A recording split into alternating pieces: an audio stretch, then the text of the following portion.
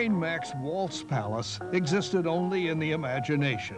But in the 1940s, there were plenty of music programs that were broadcast from real dance floors in the Cleveland area.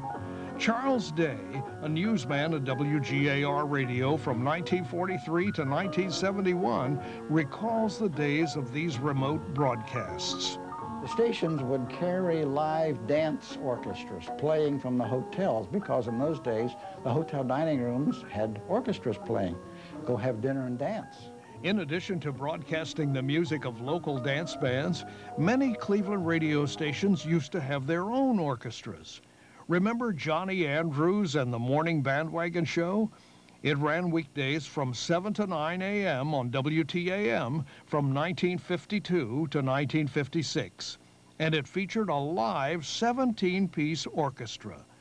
Here's a sample of their work. Henry, you ready? Yeah. Well, we're ready, so let's go with the Dixieland Band, the Golden Trumpet, and the Muscat Ramble. Like Johnny Andrews, Bill Smoochie Gordon was a popular radio personality in the 1950s, and he's still on the air today. He remembers the days when big stars would drop by his radio show. Oh, I had some great interviews. I had Victor Borga. Remember Victor Borga? He was fantastic. He was supposed to be on for like 3 minutes, and he could not do anything because he was here under the aegis of some other big deal. And he saw the piano in the studio. I said, I know you can't play the piano because it's against the musicians. He said, oh, I play the piano if I want to. I said, well, you probably don't want it. It went on. He stayed for an hour and a half and played the piano, did his whole concert on my show, caused a sensation. So we had a lot of good times on radio, live radio. Freedom of thought, freedom of entertainment, trying to be entertaining and informative at the same time. In the 1950s, the sound of radio was changed forever when stations here in Cleveland and around the nation introduced a new kind of announcer called a disc jockey, or DJ. And Cleveland DJ Alan Freed became one of the biggest names in broadcasting when he coined the term rock and roll. Here's Alan Freed and his Moondog Show. Hello again, everybody, and welcome to the Moondog Rock and Roll Party. Another big Tuesday night rock and roll get-together with all the gang in the Moondog Kingdom.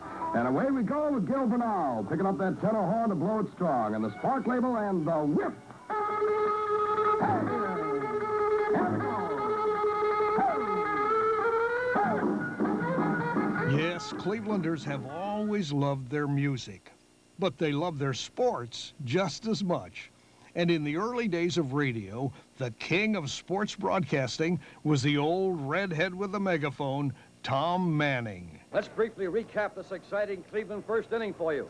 Charlie Jameson led off against Burley Grimes with a line drive that was good for a single. Bill Wamby followed with another. Jamie stopped at second. He had a special enthusiasm and ebullience about his voice that made it very contagious. And even if it only was a pop fly that was caught behind second base, he made it sound like it could have been a hit over to the center field bleachers because the way he described something. That ball is going. It's going for a home run. A bases loaded home run. Oh, Smith has just smashed the first bases loaded home run in World Series history. Listen to that crowd. They're going wild. 1948 was a great year. The Indians were doing everything right. The plain dealer or the press would put the baseball story out on page 1 very frequently, not just on page 1 of the sports section. And baseball was big news because the Indians were winning. And at the same time, the Cleveland Browns started in 1946 under Paul Brown, and they were big winners. So, and then in 1948, the hockey team, the Cleveland Barons, playing at the old arena, won their championship. And so for the end of 48 and all through 49, we kept calling ourselves Cleveland, the City of Champions. 1948 was indeed Cleveland's championship season, a season like no other in the city's history. We saw the American Hockey League Barons go undefeated for 30 straight games en route to the Calder Cup trophy.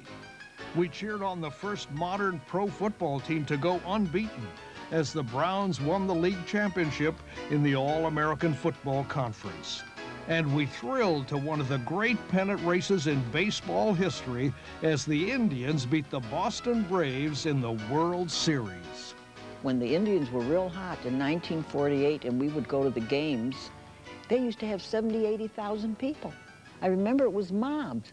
When the Indians won the pennant in '48, I drove my mother crazy with the radio on, but I think everyone, we lived on a street that had maybe 25 houses, and you never missed one beat of the whole ball game. You could start at Broadview and walk all the way down to our home, and everyone had the radio on. All the doors were open. You could hear everything that happened from each inning to inning to inning. It was really very exciting that everybody was so excited about it.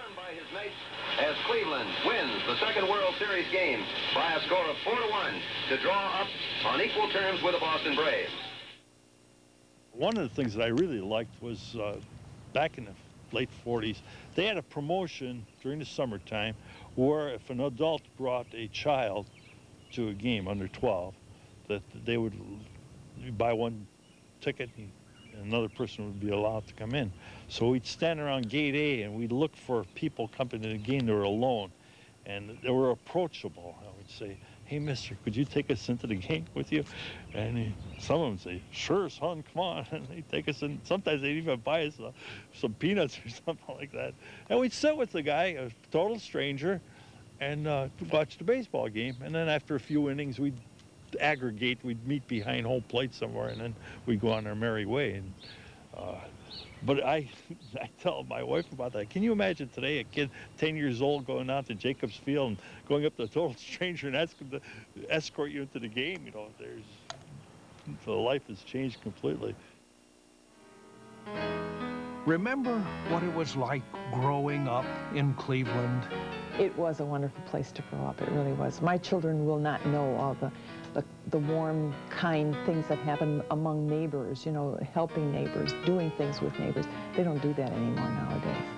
You're lucky if you see your neighbors. Well, I think Cleveland is an excellent place to live. I think that people that grew up in our era of Cleveland, it's a small, big town. Growing up was hard in a lot of aspects, but we didn't realize it back then. You know, maybe we didn't have the most fashionable clothing at times, or the most up-to-date whatever, but we never knew that. You know, our parents, they worked hard and gave us what they could, and we didn't look for something more.